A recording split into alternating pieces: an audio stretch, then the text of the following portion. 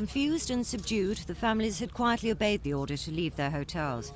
They had no idea where they'd end up after the half-hour journey to the social services offices in Tower Hamlets, who they hoped would provide temporary accommodation. How many children do you have?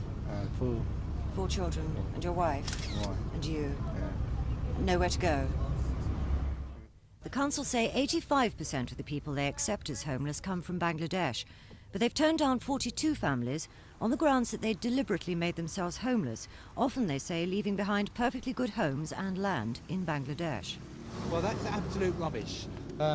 Many of these, we're talking about families who've been settled in this country for 20 years or more, who've been to Bangladesh to collect their wives and children, as they have every entitlement to do so, have come back to this country, have presented Tower Hamlets as homeless, and have been told they're intentionally homeless for leaving homes in Bangladesh. Tower Hamlets has families down as owning 3-bedroom houses, when in fact, when you look into it, that's very often a bamboo hut with a tin roof, shared with a very large number of other adults and children.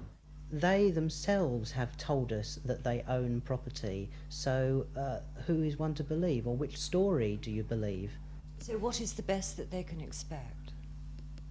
Well, there are agencies which can provide assistance, as I said, like the DHSS, and really the ball is in their court and in the court of the families themselves, who, like many other people, have got to fend for themselves and find somewhere to live out of their own means.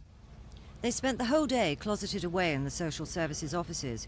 Local clergymen offered to let them sleep in the crypts of their churches, and their supporters went to the High Court to apply for a judicial review of their cases. Then came news that the council had decided to put them up for another few days under the Children's Act. So they ended up back where they started, in Bayswater, knowing they have a couple of days to find new homes or prove their right to a council home. TRICIA Ingrams, Thames News.